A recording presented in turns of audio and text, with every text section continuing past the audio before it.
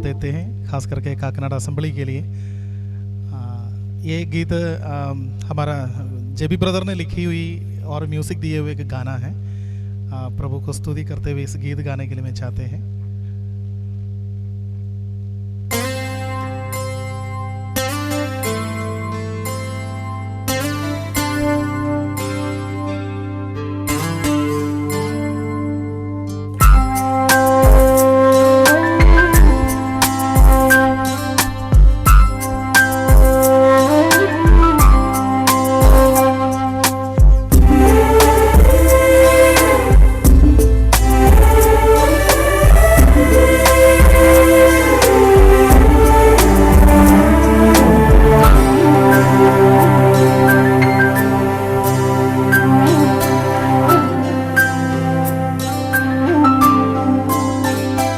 मैं न भूल सकता सूली पर मेरा यीशु मसीह, खून में लथपथ था जहाँ मेरा यीशु मसीह।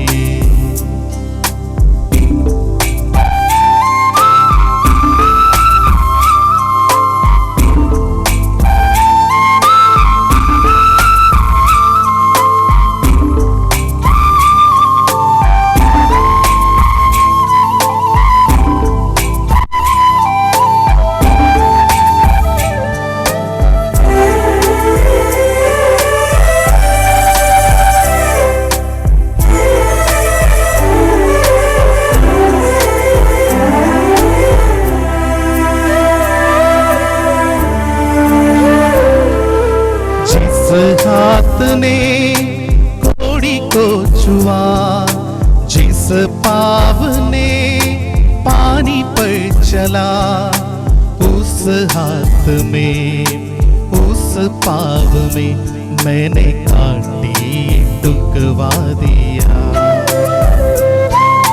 जिस हाथ ने कोड़ी को छुआ, जिस पाव ने पानी पर चला, उस हाथ में उस पाव में मैंने कांटी डुबवा दिया।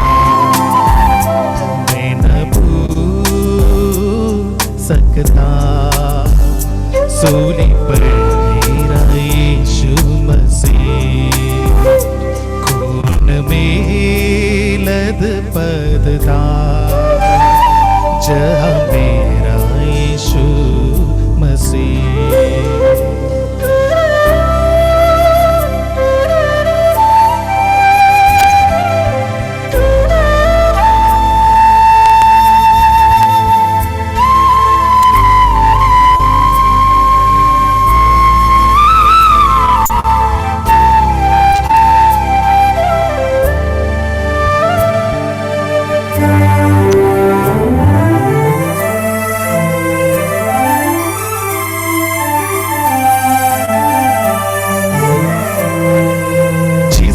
आज्ञा में आंधी शांत हुई, जिसकी वाणी में अंधे देख लिए, उस महान प्रभु अपनी जान को मेरे खातिर कुर्बान किया। जिसकी आज्ञा में आंधी शांत हुई, जिसकी वाणी में अंधे देख लिए, उस महान प्रभु अपनी जान को मेरे खातिर कुर्बान किया। मैं न भूल सकता सूली पर मेरा यीशु मसीह, खून में लथपथ था जहाँ मेरा यीशु मसीह।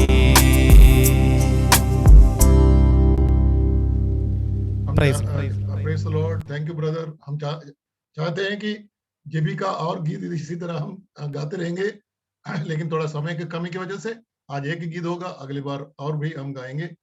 अभी आइए ब्रदर जेबी के साइमन का बाइबल अध्ययन शुरू करेंगे।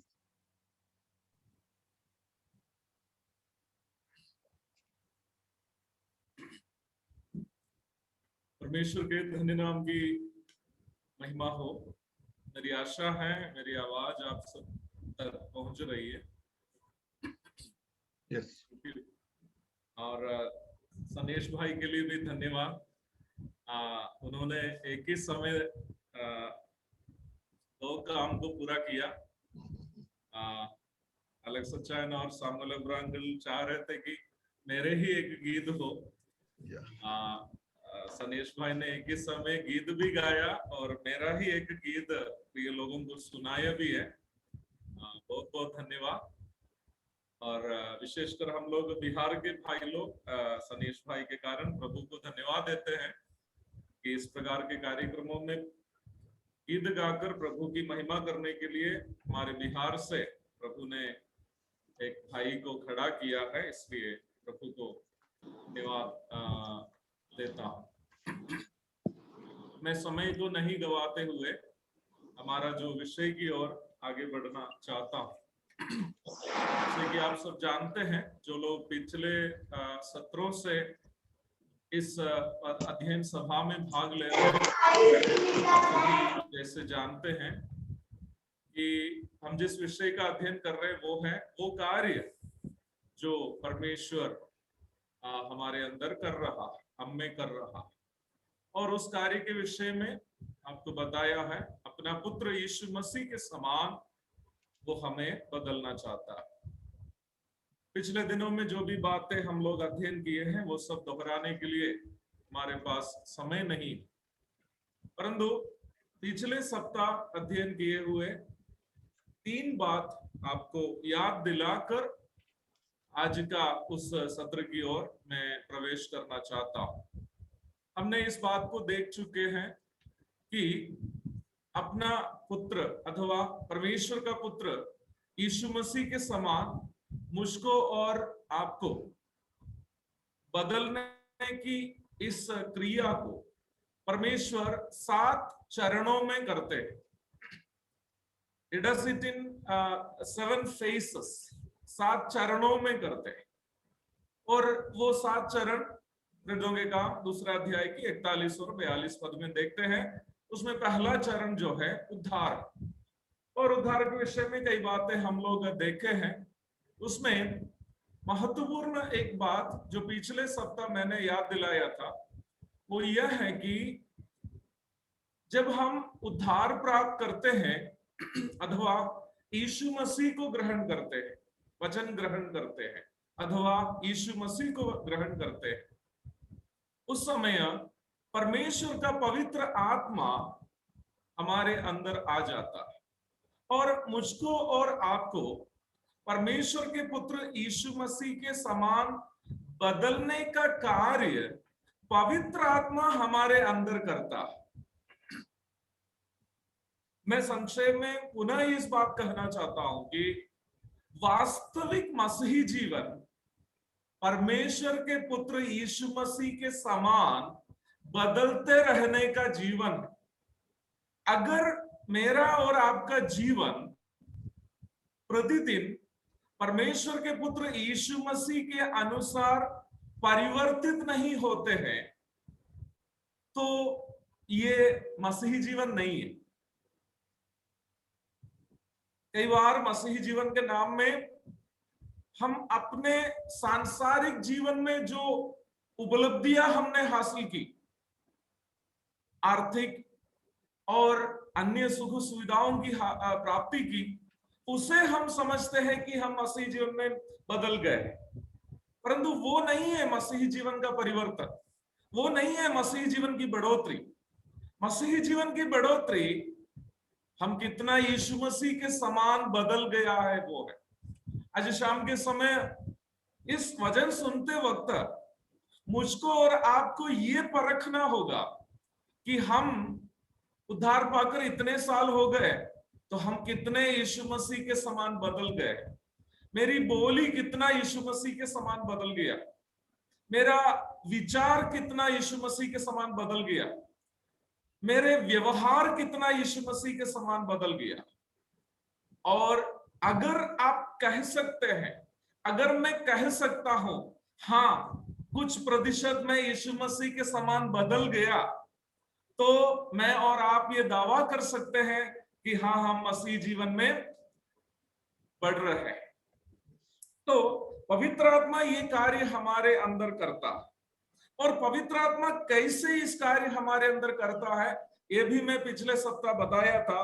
पवित्र आत्मा जो है, ये कार्य जो है परमेश्वर का प्रेम हमारे अंदर डाल के करते हैं। रोमियो की पत्री 5:5 के आधारित में ये बात कहा। जब पवित्र आत्मा हमारे अंदर आता है, उनका काम है परमेश्वर का प्रेम अथवा अगापे, ग्रीक भाषा में, यूनानी भाषा में परमेश्वर का प्रेम को अगापे कहते हैं। हम सब जानते हैं वो अगापे हमारे अंदर डाल देता है, परमेश्वर का प्रेम। और ये परमेश्वर का प्रेम किस लिए डालते हैं? एफेसियों की पत्री 3 अध्याय की 17 और 18वीं पदों में, एफेसियंस चैप्टर 3 वर्सेस 17 एंड 18, इन पदों में हम देखते हैं परमेश्वर का प्रेम हम जितना बढ़ते हैं उतना हम परमेश्वर की परिपूर्णता की ओर बढ़ते हैं। As much as we are filled with God's love, we are filling with the perfection of divinity. ईश्वरीयता की परिपूर्णता से हम भर रहे हैं। मैं ये नहीं बोल रहा कि हम ईश्वर बन रहे हैं, मैं ये नहीं बोल रहा कि हम परमेश्वर बन रहे हैं, परंतु ईश्वरीयता बोलने का मतलब है ईश्वर के स्वभाव, परमेश्वर के स्वभाव। जितना हम परमेश्वर के प्रेम से में भर जाते हैं, उतना मेरा और आपका स्वभाव परमेश्वर के समान हो जाते हैं। और कोलोसियों की पत्री 2:9 से मैंने आपसे कहा परमेश्वर की परिपूर्णता, the fullness of divinity, that is Jesus Christ himself. परमेश्वर की परिपूर्णता अगर दिखने को मिलता है वो यीशु मसीह है। इस दुनिया में आए हुए कोई भी व्यक्ति यीशु मसीह के समान परमेश्वर की परिपूर्णता को नहीं दिखाया।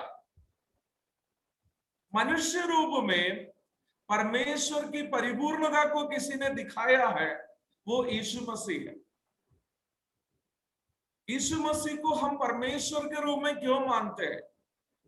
मैं विषय से अलग होना नहीं चाहता, फिर भी इधर एक शब्द जोड़कर मैं कहना चाहता हूं, क्योंकि अक्सर उत्तर भारत के सब नए विश्वासियों से सब पूछते हैं कि यीशु मसीह को क्यों परमेश्वर मानते हैं। तो कई बार लोग कहते हैं आप उन्होंने पानी को दाखरस बनाया, 5 रोटी और 2 मछली से 5,000 को खिलाया, मुर्दे को जिलाया, पानी पे चल के दिखाया, इसलिए हम लोग यीशु मसीह को परमेश्वर मानते हैं। प्यारो, गलत मत बोलिए, क्योंकि बाइबल में ही हम अनेकों ऐसे लोगों को देखते हैं जो चमत्कार कार्यों को किया है। पौलुस भी मुर्दे को जिलाया है, पतरस भी मुर्दे को जिलाया है, पतरस और यूहन्ना जन्म से लंगड़े को खड़ा कर दिया है, मूसा ने लाल सागर को बांटा है। तो चमत्कार कार्य जो है पुराना नियम में और नए नियम में कई लोग किए हैं। तो चमत्कार कार्य करने के कारण बाइबल ये नहीं कहती है कि कोई व्यक्ति परमेश्वर है। फिर हम यीशु मसीह को क्यों परमेश्वर मानते हैं? Because in him there is fullness of divinity. That is what we read in Colossians chapter 2 verse 9. कोलोसियों की पत्री 2:9 में कहता है ईश्वरत्व की परिपूर्णता उनमें है, यीशु मसीह में।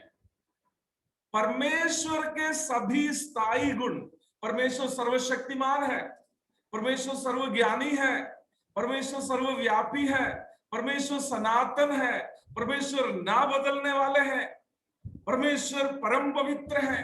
परमेश्वर के सभी स्थायी और परमेश्वर के सभी जो है नैतिक स्वभाव सब उसकी परिपूर्णता में यीशु मसीह में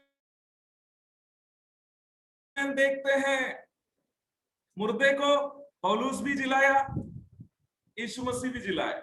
मुर्दे को पतरस भी जिलाया, यीशु मसीह भी जिलाया। एलिया भी मुर्दे को जिलाया। और मूसा ने जो है 40 साल तक आसमान से मन्ना गिराकर और चट्टान से पानी पिलाकर इस्राएलियों को मरुभूमि से अगुवाई किया। एक प्रकार कहने से यीशु मसीह से अधिक लोगों को मूसा खिलाया है। परंतु यीशु मसीह और मूसा में अंदर क्या है? यीशु मसीह में परमेश्वर की परिपूर्णता है। यीशु मसीह सर्वशक्तिमान है, मूसा सर्वशक्तिमान नहीं था। यीशु मसीह सनातन है, मूसा सनातन नहीं है। यीशु मसीह ना बदलने वाला है, परंतु पौलुस तो बदलता है।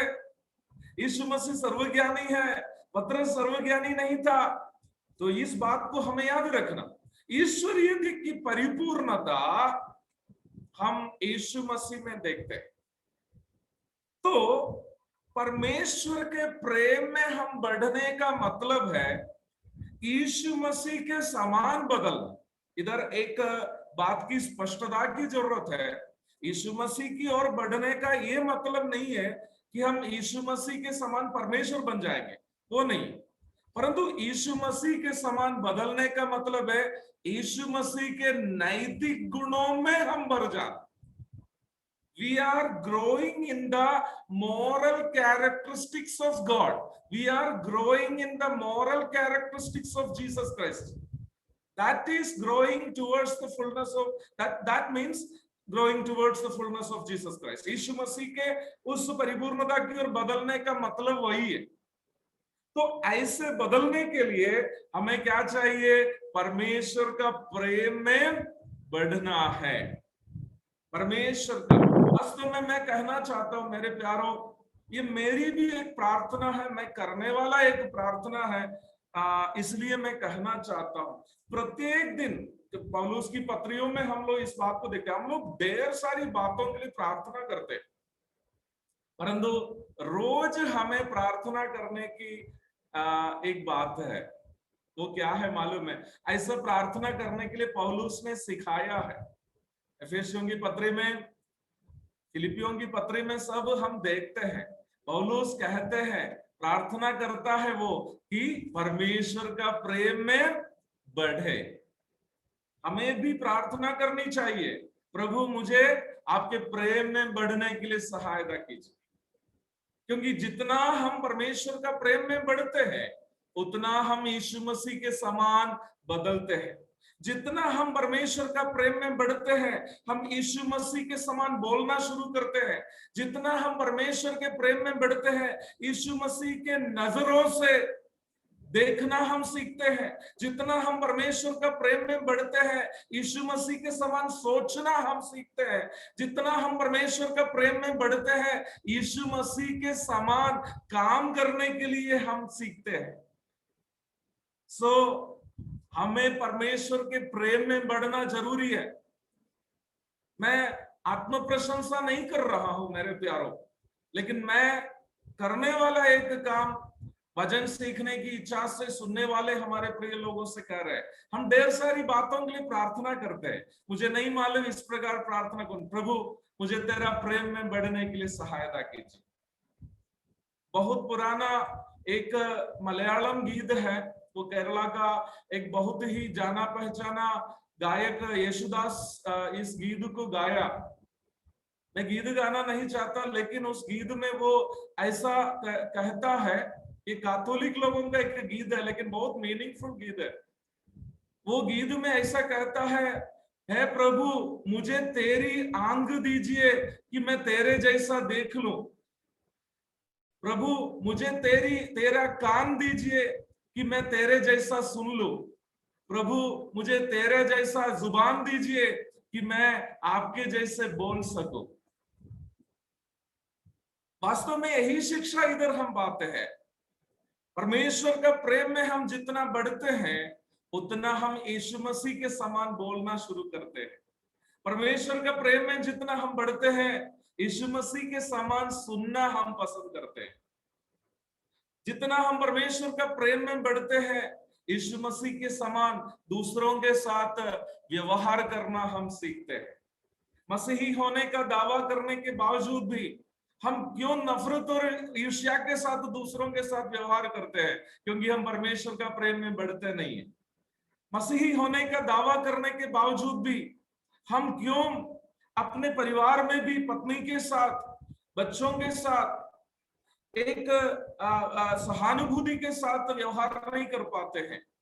इसलिए कि हम परमेश्वर का प्रेम में बढ़ते नहीं है। मेरे प्यारो, परमेश्वर की परिपूर्णता में बढ़ने का मतलब है यीशु मसीह के समान बदलना। उसके लिए हमें परमेश्वर का प्रेम में बढ़ना होगा। और पौलुस की प्रार्थनाओं में वो प्रार्थना करता है कि हम परमेश्वर का प्रेम में बढ़े। और फाइनली हमने एक और चीज कल पिछले सत्र में सीखा था, उसे कहते हुए हम दूसरा चरण की ओर जाना चाहता हूं।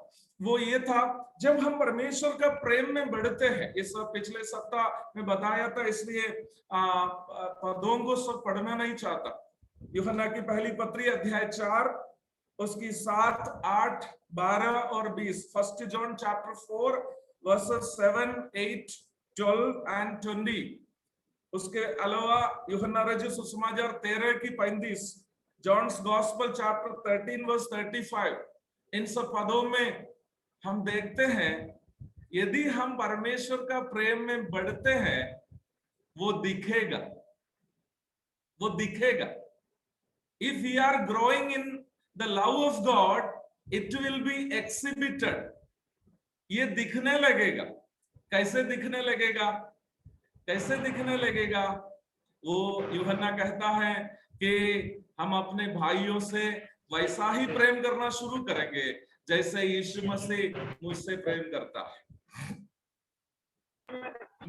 मुझसे, मेरे साथ यीशु मसीह जैसे प्रेम करता है, अगर मैं परमेश्वर का प्रेम में बढ़ता हूं, मैं क्या करूंगा? वैसा ही, जैसे यीशु मसीह मुझसे प्रेम करता है, वैसे मैं हमारे भाई बहनों के साथ प्रेम करना शुरू करेगा, हमारी पत्नी के साथ प्रेम करना शुरू करेगा, हमारे कलीसिया के सदस्यों के साथ प्रेम करना शुरू करेगा। और यीशु मसीह का प्रेम कैसा है? रोमी 5 की 8 में हम पढ़ते हैं, जब हम पापी ही थे, मसीह हमारे लिए मरा। Romans chapter 5 verse 8। जब हम पापी ही थे, मसीह हमारे लिए मरा है। अर्थात हम उन भाइयों से भी प्रेम कर पाएंगे जो हमसे प्रेम नहीं करता। उसके लिए हमें क्या करना पड़ेगा? परमेश्वर का प्रेम में बढ़ना पड़ेगा। मैं इस तरह की एक घटना सुनाऊं, वो कह करके इसका अगला चरण की ओर मैं जाना चाहता हूं। ये कई बार मैं प्रभात मनन के द्वारा सब बताया हूं। ये मुझे गल्फ की किसी कलीसिया का एक सदस्य ने ये बात मुझसे कहा था। गल्फ की खाड़ी प्रदेश की कलीसियाओं में एक कलीसिया थी, जहां पर उस कलीसिया का एक सदस्य प्राचीनों का बिल्कुल विरोध करने वाला एक व्यक्ति था। उसमें से वो एक प्राचीन का बिल्कुल टारगेट करता था। वो प्राचीन के बारे में हर प्रकार की बुराई फैलाना, उस प्राचीन के बारे में अफवाह फैलाना, उनका रहस्य में बदनामी करना, इस तरह का सारा काम जो है कलीसिया का एक सदस्य करता था। परंतु उस प्राचीन ने कभी ये पूछने भी नहीं गया। वो पूछ सकता था, अगर पूछते भी उसमें कोई गलती नहीं कि भाई आप किस तरह मुझ इस प्रकार क्यों करते हो, ऐसा वो पूछ सकता था, परंतु उन्होंने पूछा नहीं। परंतु कुछ महीने ऐसा बीत गया, अचानक एक दिन में ये भाई रविवार की सभा में कलीसिया में खड़ा हो गया। आराधना समाप्त होके गवाही देने के समय में ये भाई कलीसिया में खड़ा हो गया। कलीसिया में खड़े होकर के वो फूट जो बदनाम करता है, जो प्राचीन का बदनाम करता है, वो भाई कलीसिया में खड़ा हो गया और वो फूट फूट कर रो रहा। और वो फूट फूट कर रो करके वो बोलने लगा, अभी तक मैं फलाना प्राचीन के बारे में, एल्डर के बारे में जो कुछ कह रहा था सब गलत था। मेरी गलत फहमी के कारण, गलत धारणाओं के कारण मैं उनका बदनामी कर रहा था। ये सब बोल करके वो रो रहा था और उन्होंने हाथ जोड़कर कलीसिया के प्राचीन से माफी मांगने लगा। और उस समय उस प्राचीन जो है आगे से आया, आगे से आकर के और इस भाई से गले लगाए। जो भाई गवाही दे रहा था उनका गले लगाए। गले लगाकर प्राचीन भी रोने लगा और प्राचीन रोकर क्या बोलने लगा? प्राचीन रो के बोलने लगा, प्रभु मेरी प्रार्थना सुन लिया। प्राचीन बोल रहा है, प्रभु मेरी प्रार्थना सुन लिया। और सब लोग देखने लगा। उस समय वो प्राचीन कलीसिया से कहा, जब से उन्होंने सुना कि कलीसिया का एक भाई उनकी बदनामी कर रहा है, उनके बारे में अफवाहें फैला रहे हैं, उस दिन से प्राचीन उस भाई के लिए प्रार्थना करने लगा। और क्या प्रार्थना करने लगा मालूम है? और वो इस तरह प्रार्थना करने लगा, प्रभु आप उस भाई को उनके पाप से मन फिराने के लिए मदद कीजिए। उस भाई को उनके पाप से मन फिराने के लिए मदद कीजिए, नहीं तो उनके ऊपर आप जो दंड देने जा रहे हैं वो मेरे बच्चों के ऊपर दे दीजिए। जानते, हम सब जानते, कोई भी बाप अपने आप से ज्यादा अपने बच्चों से प्रेम करता है। मुझे भी इस कोविड काल में मैं एक दिन रात में रो के प्रार्थना किया। कब है मालूम है? मुझे जब पकड़ा मुझे ज्यादा फर्क नहीं पड़ा, लेकिन 2-3 दिन के बाद में मेरी पत्नी हमसे बोली कि बच्चे लोगों में 2 लोग शिकायत कर रहे हैं कि उनका महक चला गया। They lost their smell। दिन बीत गया, रात में कुछ देर के बाद मैं जग गया, मुझे थोड़ा सा डर लगने लगा, प्रभु क्या ये मेरे पूरे परिवार को ले जाएगा? क्या मेरे बच्चों को क्या होगा? तो मैं ये बात, प्रभु ने प्रार्थना सुना, बाद में बच्चे लोगों को ज्यादा परेशानी नहीं हुई। लेकिन मैं ये कह रहा था, हम सब शायद अपने आप से ज्यादा अपने बच्चों से प्रेम करते। वो प्राचीन प्रार्थना की, प्रभु उस भाई को बदलिए, नहीं तो उनको आप जो दंड रखा है वो मेरे बच्चों के ऊपर दे दीजिए। अगर आप उनको दंड देने जा रहा है, उनको सुधारना आप नहीं चाहता है, तो वो दंड हमको दीजिए, तब भी आप उनको बदल दीजिए। तो प्रभु ने प्रार्थना सुना। ऐसी प्रार्थना कौन कर सकता? ऐसी प्रार्थना केवल एक ही व्यक्ति कर सकता है जो परमेश्वर का प्रेम से भर जाता है। क्योंकि दुश्मन से प्रेम करने वाला प्रेम इंसान का प्रेम नहीं है, वो यीशु मसीह का प्रेम है। इस दुनिया में एक ही गुरु ने सिखाया अपने दुश्मन से प्रेम करने के लिए, वो मेरा प्रभु यीशु मसीह है, हमारा प्रभु यीशु मसीह है। यीशु मसीह के अलावा किसी ने दुश्मन से प्रेम करने के लिए नहीं सिखाया। मेरे प्यारो, जब हम परमेश्वर का प्रेम से भर जाता है, that love will be, agape love will be exhibited, वो प्रेम प्रकट हो जाएगा। कहाँ प्रकट हो जाएगा? हम अपने भाइयों के साथ जब व्यवहार करते हैं उसमें प्रकट हो जाएगा। मुझे नहीं मालूम ये बोलते वक्त सही है कि नहीं। हमारा साजन अचायन अजमान असेंबली का एल्डर भी इसमें बैठे हैं। उनके साथ बात करते वक्त, जब मैं अजमान में था, उनके साथ बात करते वक्त साजन अचायन हमसे बोली हुई एक बात मुझे याद है। जब कलीसिया में परेशानी हो गई, कलीसिया में भाई लोगों के बीच में तर्क वितर्क होने लगा, तो अचायन बोला कि उन लोग घर में बैठकर रो रो के प्रार्थना करने लगे। जो हमारा विरोध करते हैं उनसे भी हम, उनके लिए भी हम तब प्रार्थना कर पाएंगे कि जब हम परमेश्वर का प्रेम से प्रकट हो जाता है। मैं ये विषय आगे का बढ़ाना नहीं चाहता, तो यही सब बात पिछले सप्ताह हम लोग मनन किए थे। तो हम लोग आगे दूसरे चरण की ओर जाना चाहते हैं।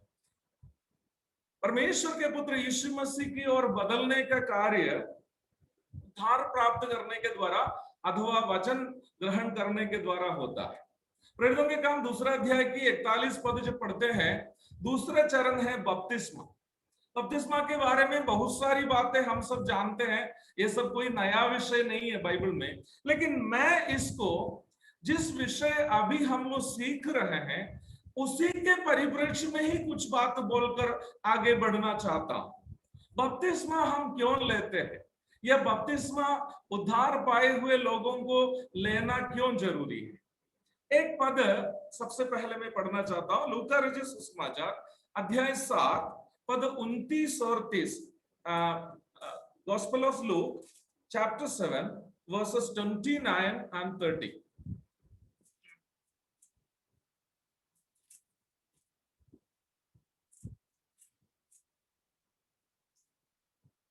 वह हम लोग इस प्रकार पढ़ते हैं,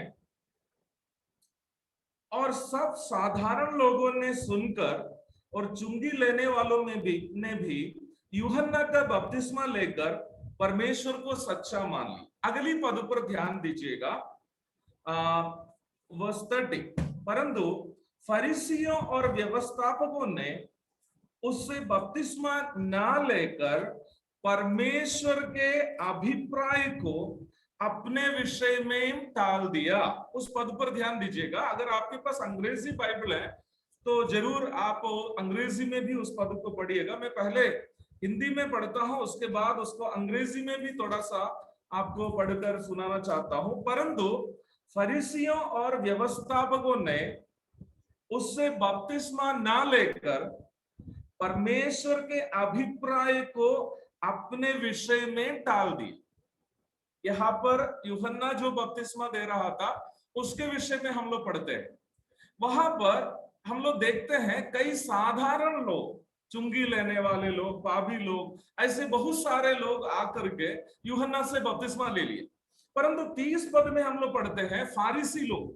फारिसी लोग न्याय व्यवस्था के लिए अपने आप को अलग किए हुए लोग थे, और फिर व्यवस्थापक लोग अर्थात धार्मिक अदालत के वकील लोग थे।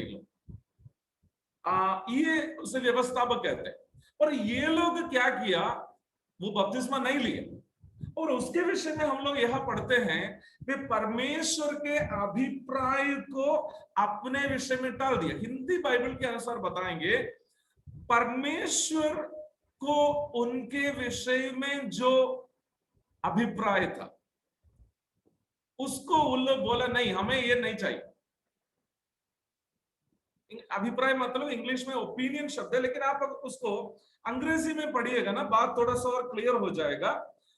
लूक चैप्टर 7 वर्स 30 वहां हम लोग इस प्रकार पढ़ते हैं, but the Pharisees and the lawyers rejected God's purpose for themselves. उसको नोट कीजिएगा, but the Pharisees and the lawyers rejected God's purpose for themselves.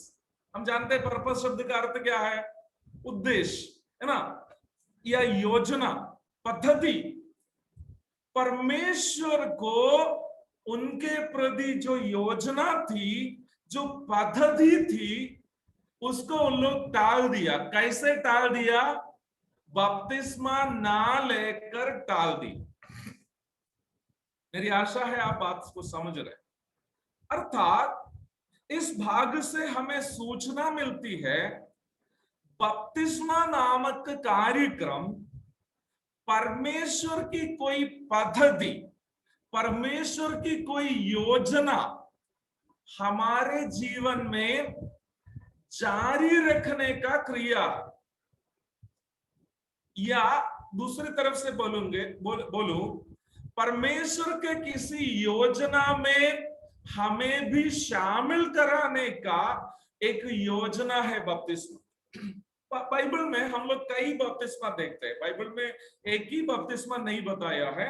Bible में कई बपतिस्मा के बारे में हम लोग देखते हैं, और हर बपतिस्मा के बारे में यदि आप देखेंगे, हर बपतिस्मा किसी न किसी ईश्वरीय योजना का भाग है. Every baptism mentioned in the Bible is part of any of God's plan. God's any of the plan. परमेश्वर की किसी ना किसी योजना का एक हिस्सा है बपतिस्मा. मैं आपको समझने के लिए 2-3 बपतिस्मा का उदाहरण आपके सामने लाना चाहता हूं. एक नया नियम में हम लोग देखने वाला एक महत्वपूर्ण बपतिस्मा है यूहन्ना का बपतिस्मा. मत्ती रचित सुसमाचार 3:11 में हम लोग यूहन्ना के बपतिस्मा के बारे में देखते हैं.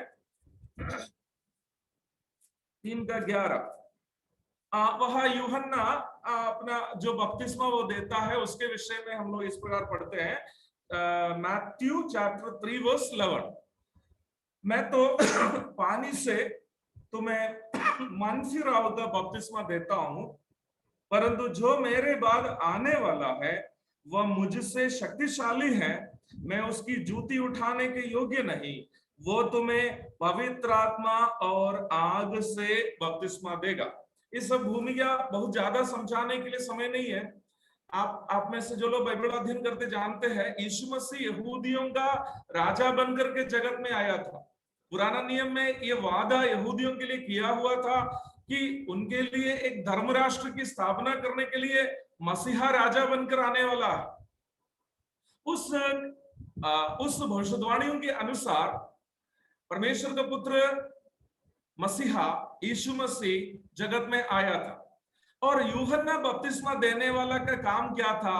वो यह बोल रहा है, पाप में जीने वाले लोगों को मन फिराव का बपतिस्मा वो दे रहा था. मन फिराए और वो लोग क्या करे? यीशु मसीह को मसीहा के रूप में अंगीकार करने के लिए लोगों को तैयार करे. तो यूहन्ना का बपतिस्मा का प्लान पद्धति यही था, यहूदियों को मन फिराव का अनुभव दे और उन्हें यहूदियों के लिए जो वायदा किया हुआ जो धर्म राष्ट्र है, उस धर्म राष्ट्र की ओर प्रवेश करने के लिए यीशु मसीह को वे लोग मसीहा के रूप में अंगीकार करें. उसके लिए लोगों को तैयार करने के लिए मन फिराव का बपतिस्मा यूहन्ना दे रहा था. तो देखिए, यूहन्ना का बपतिस्मा लेने वाले क्या कर रहे थे? यीशु मसीह के द्वारा यहूदियों के लिए जो धर्म राष्ट्र की स्थापना का वादा किया होता, उस पद्धति की ओर, उस ईश्वरीय पद्धति की ओर प्रवेश करने के लिए लोगों को तैयार करने वाला था यूहन्ना का बपतिस्मा. ओके, दूसरा एक बपतिस्मा जो हम लोग देखते हैं वो जो है पवित्र आत्मा का बपतिस्मा. नया नियम में हम लोग देखने वाला बपतिस्मा है. इसी पद में 3:11 में यूहन्ना भी उसके बारे में एक सूचना देता है. वो तुम्हें, अर्थात यीशु मसीह तुम्हें पवित्र आत्मा और आग से बपतिस्मा देंगे. अब पवित्र आत्मा का बपतिस्मा क्या है? 1 कुरिन्थियों 12 अध्याय की 12 और 13 पद को हम लोग पढ़ते हैं. 1 कुरिन्थियों चैप्टर 12 वर्स 12 and 13. 1 कुरिन्थियों 12 अध्याय की 12 और 13 हम वहां इस प्रकार पढ़ते हैं, क्योंकि जिस प्रकार देह तो एक है और उसके अंग बहुत से हैं, और उस एक देह के सब अंग बहुत होने पर भी सब मिलकर एक ही देह है, उसी प्रकार मसीह भी है. 13वीं पद, क्योंकि हम सब ने, क्या यहूदी हो क्या यूनानी, क्या दास हो क्या स्वतंत्र, एक ही आत्मा के द्वारा एक देह होने के लिए बपतिस्मा लिया और हम सबको एक ही आत्मा पिलाया गया. आत्मा का बपतिस्मा क्या है? आत्मा का बपतिस्मा, हम जो अलग अलग भूमिका के लोग, कोई यूनानी है, कोई यहूदी है, कोई अन्य भूमिका के हैं, हम सब उद्धार प्राप्त करते समय में एफेसियन की पत्री पहला अध्याय की 13 और 14 पद के अनुसार पवित्र आत्मा को प्राप्त करते हैं और उसी को पवित्र आत्मा का बपतिस्मा कहते हैं। पवित्र आत्मा का बपतिस्मा पाकर हम क्या करते हैं? एक देह हो जाता है। और वो एक देह क्या है? वो मसीह की कलीसिया है। यीशु मसीह की आत्मिक देह कलीसिया का हिस्सा बनाने के लिए दिया जाने वाला, लिया जाने वाला बोलना गलत है, क्योंकि पवित्र आत्मा का बपतिस्मा हम लोग लेते नहीं है, हमें देते हैं। जब हम उद्धार प्राप्त करते हैं, परमेश्वर हमें पवित्र आत्मा का बपतिस्मा देता है। और पवित्र आत्मा का बपतिस्मा के द्वारा हम क्या हो जाते हैं? हम एक हो जाते हैं। अब इस जूम में 100 लोग जुटे हुए हैं। हम सब अलग अलग भूमिका के, कोई केरल के, कोई बिहार के हैं, कोई आसाम से है, कोई महाराष्ट्र से है, और मुझे लगता है एक दो जन शायद भारत के बाहर से भी होंगे।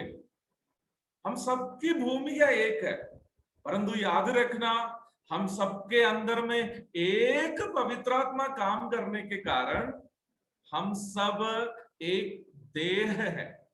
इन दिनों में हमारे अंगड़ लोग सब सुबह सुबह 7 बजे से 8 बजे तक प्रार्थना कर रहे हैं। क्यों प्रार्थना कर रहे हैं? अलग अलग जगह में हमारे भाई बहन लोग बीमार है, कोविड से परेशान है, कोई मरने पर है, और उनका दर्द हमें भी एहसास होता है, उनकी परेशानी की एहसास हमें भी होती है। क्यों? क्योंकि हम एक देह है। तो याद रखिए, पवित्र आत्मा का बपतिस्मा हमें यीशु मसीह की देह अथवा कलीसिया में सदस्य, कलीसिया का हिस्सा बना देता। यूहन्ना का बपतिस्मा इस्राएल के धर्म राष्ट्र की ओर प्रवेश करने के लिए यहूदियों को तैयार करता था। पवित्र आत्मा का बपतिस्मा हमें यीशु मसीह की देह कलीसिया का हिस्सा बनने के लिए मदद करता है, या उस पद्धति का भाग है। तीसरा एक बपतिस्मा के बारे में भी हम मत्ती 3:11 में पढ़े थे। वो क्या है? आग की बपतिस्मा। यूहन्ना ने कहा वो तुम्हें, अर्थात यीशु मसीह तुम्हें पवित्र आत्मा और आग में बपतिस्मा देंगे। कुछ भाई, कुछ कलीसिया के लोग सब बोलते हैं, हे प्रभु हमें आग का बपतिस्मा दे, हे प्रभु हमें आग का बपतिस्मा दे करके कहता है। लेकिन मेरे प्यारो, आप में से कोई भी व्यक्ति आग का बपतिस्मा के लिए प्रार्थना नहीं कीजिएगा, ठीक है? आग का बपतिस्मा यीशु मसीह, यूहन्ना बपतिस्मा देने वाले ने कहा वो तुम्हें पवित्र आत्मा का बपतिस्मा देंगे और आग का भी बपतिस्मा देंगे, दोनों एक साथ देंगे करके नहीं बोला। वास्तव में उस पद का अर्थ है आपको पवित्र आत्मा का बपतिस्मा लेना है, नहीं लिया तो आपको क्या लेना पड़ेगा? आग की बपतिस्मा लेना पड़ेगा। आग की बपतिस्मा क्या है वो भी खाली दिखाकर मैं आगे की ओर बढ़ना चाहता हूं। मत्ती 13:42 में आग की बपतिस्मा के विषय में बताया हुआ है। मत्ती 13:42, चैप्टर 13 वर्स 42।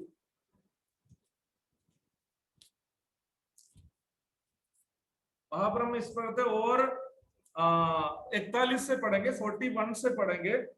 मनुष्य का पुत्र अपने स्वर्गदूतों को भेजेगा और वे उसके राज्य में से सब ठोकर के कारणों को और कुकर्म करने वालों को इकट्ठा करेंगे और उन्हें आग के कुंड में डालेंगे जहां रोना और दांत पीसना होगा।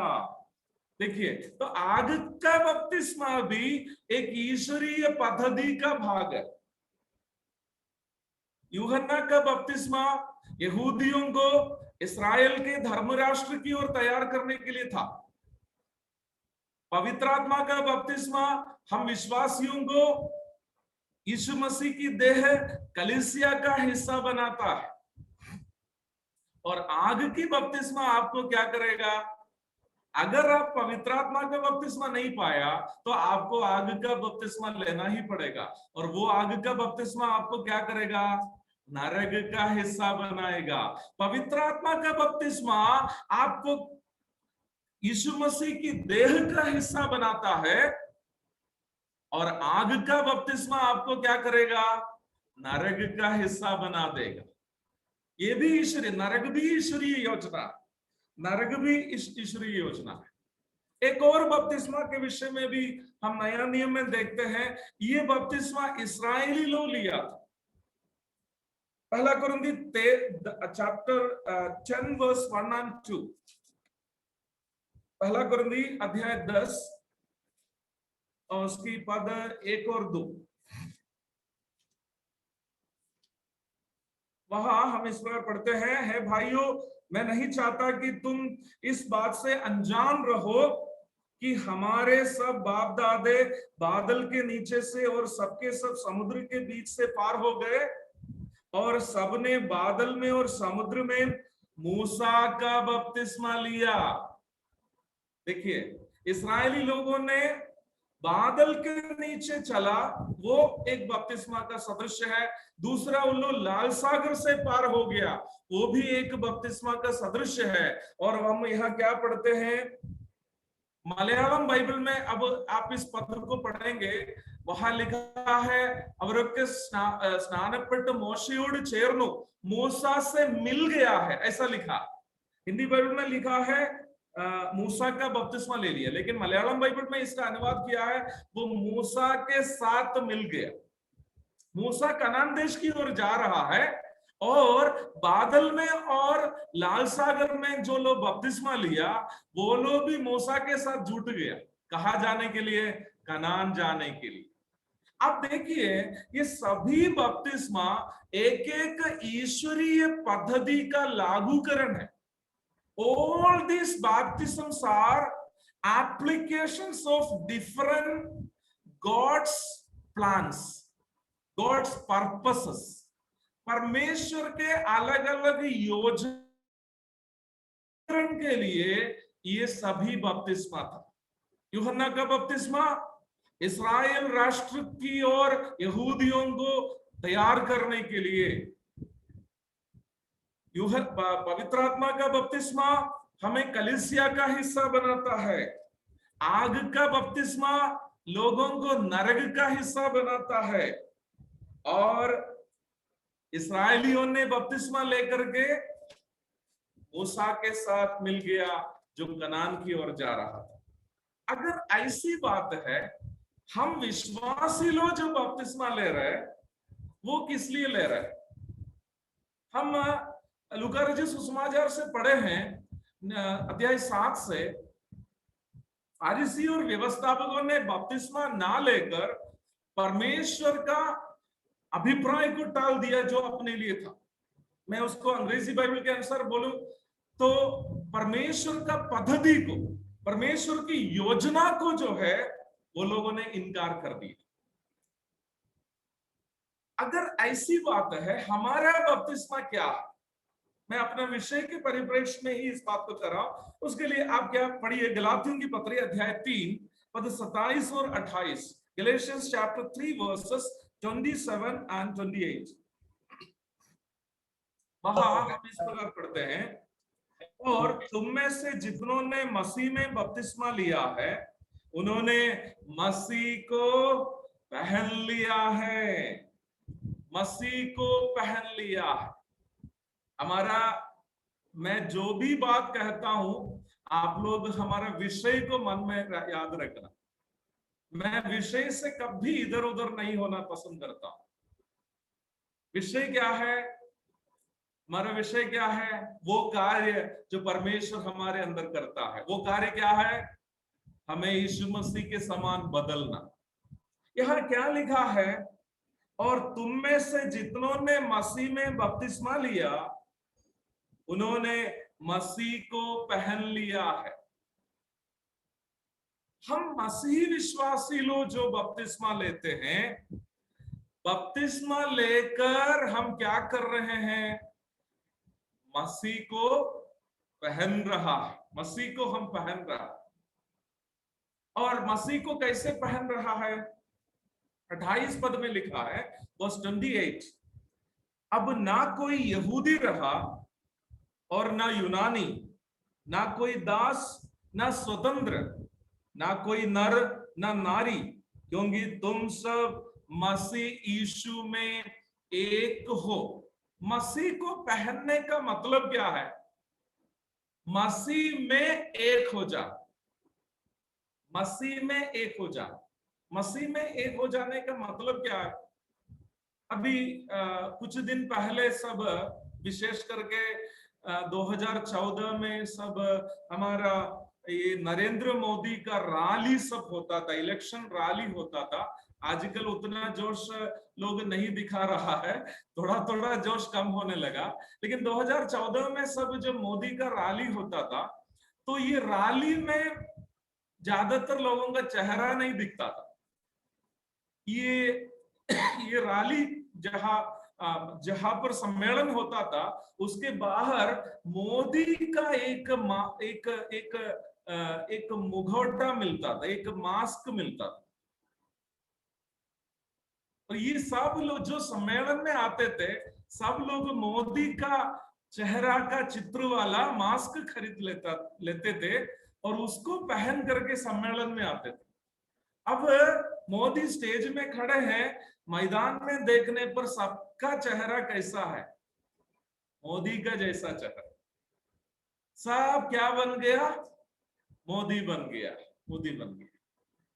अब देश का क्या हाल हो गया आप लोग जानते हैं, इसलिए मैं ज्यादा वो कहकर आपको दर्द पहुंचाना नहीं चाहता। विशेषकर यूपी बिहार के लोग अब मोदी का नाम सुनेगा तो वो रो लेगा, क्योंकि गंगा में अभी पानी से ज्यादा लाश बहती है।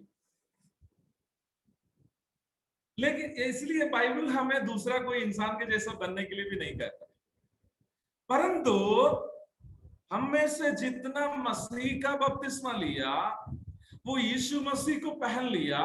और यीशु मसीह को पहनने का क्या मतलब है?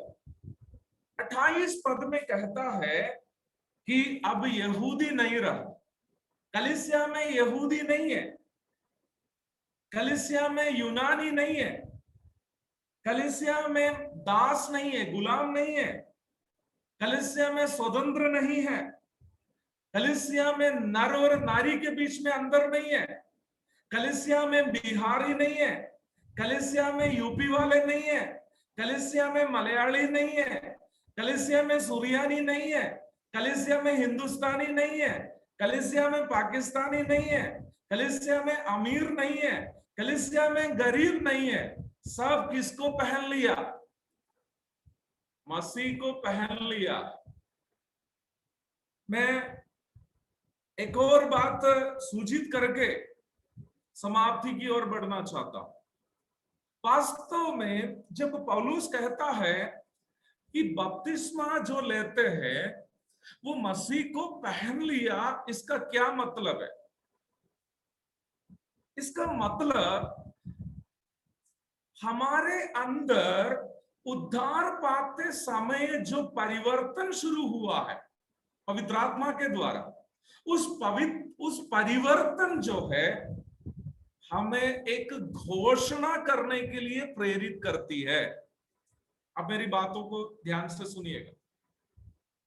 When we accepted Jesus Christ, there is a conversion started in us by the Holy Spirit of God, and that conversion is started because of the inspiration of God's love that is pouring into us by the Holy Spirit of God.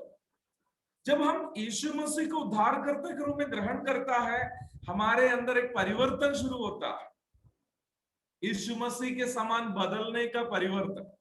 वो परिवर्तन पवित्र आत्मा लाता है और वो परिवर्तन हमें एक अनाउंसमेंट करने के लिए, एक घोषणा करने के लिए प्रेरित करती है। क्या है वो घोषणा? गलातियों की पत्री में ही आप घोषणा देख सकते हैं। गलाती 2:20 हमारे लिए परिचित पद है। गैलेशियंस चैप्टर 2:20 क्या है?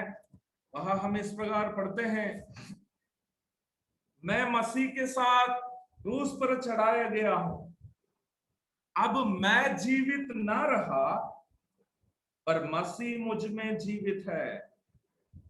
आगे का शब्द को ध्यान दीजिएगा, और मैं शरीर में अब जो जीवित हूं तो केवल उस विश्वास से जीवित हूं जो ध्यान से सुनिएगा मेरे प्यारा, बड़े प्रार्थना के साथ मैं इन पदों को पढ़ता हूँ, मेरे रोंगटे खड़े हो जाते हैं और मैं चाहता हूं कि इस पदों का सही अर्थ आपके आत्मा तक पहुंच जाए।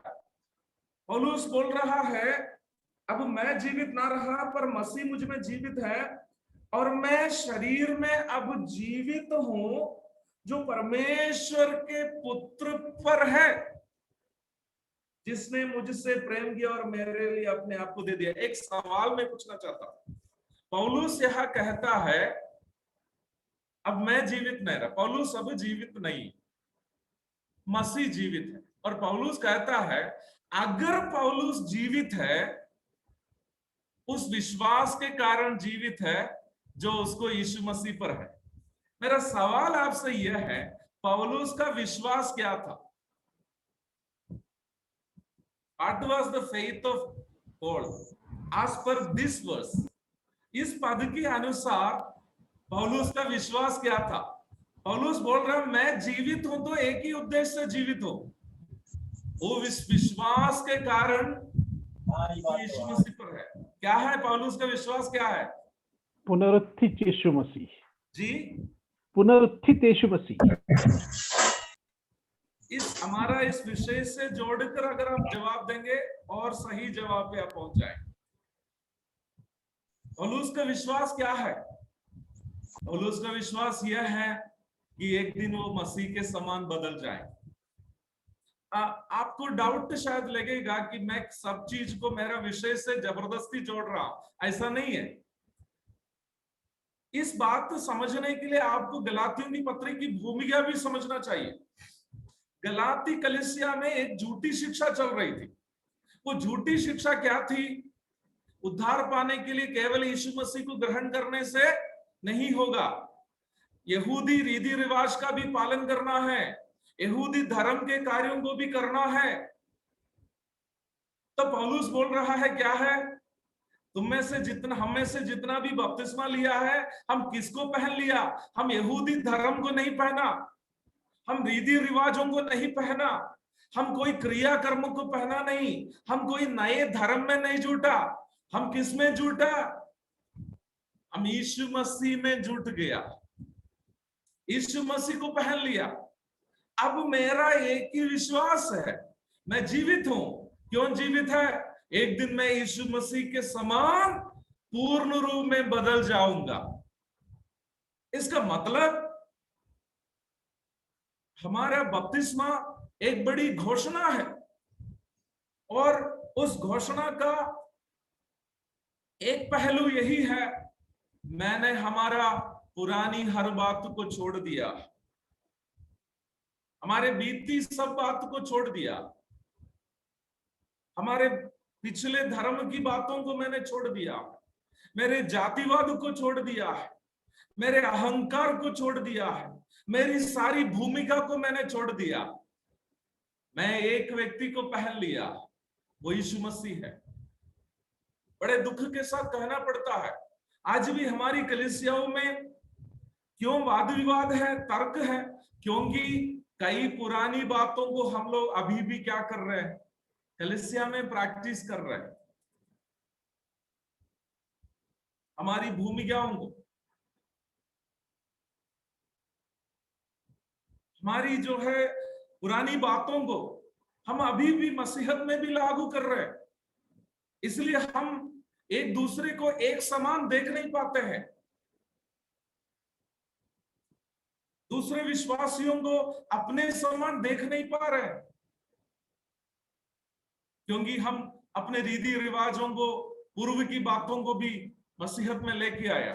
लेकिन पौलुस कह रहा है गलाती विश्वासियों से, जो यहूदी धर्म के क्रियाक्रम को भी करने के लिए इच्छुक थे, उनसे पौलुस बोल रहा है सबसे बड़ा यहूदी मैं हूं। गलाती लोग अच्छा यहूदी लोग नहीं थे, उन लोग एक मिक्सड कम्युनिटी थे। लेकिन पौलुस बोल रहा है मैं यहूदी हूं, फारिसियों में से फारिसी हूं, मैं यहूदी धर्म के सब क्रियाकर्म को करने वाला व्यक्ति था, परंतु मैं यीशु मसीह को पहन लिया। इसलिए मैं अभी यहूदी धर्म का कोई भी क्रियाकर्म को करता नहीं हूं। मुझे मेरे यहूदी भूमिका पर घमंड नहीं है, मुझे मेरी भूमिका पर कोई घमंड नहीं है, क्योंकि मैंने यीशु मसीह को पहन लिया है। और क्यों पहन लिया है? क्योंकि मेरा एक विश्वास है, मैं यीशु मसीह के समान बदल जाऊंगा। इस विषय में कैसे इस परिवर्तन जारी रखता है, इस पर कुछ और बातें अध्ययन करने का है। प्रभु दया करेंगे तो अगला सप्ताह हम अध्ययन करेंगे।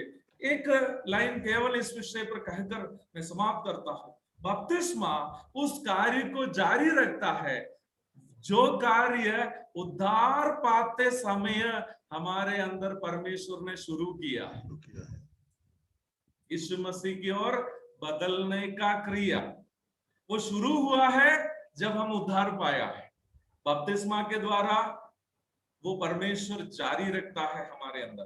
तो इसमें कुछ और बातें कहने के लिए हैं। प्रभु दया करे तो अगला सप्ताह हम लोग अध्ययन करेंगे। प्रभु के धन्य नाम की महिमा हो। आमीन। धन्यवाद, धन्यवाद प्रभु ब्रदर जेबी।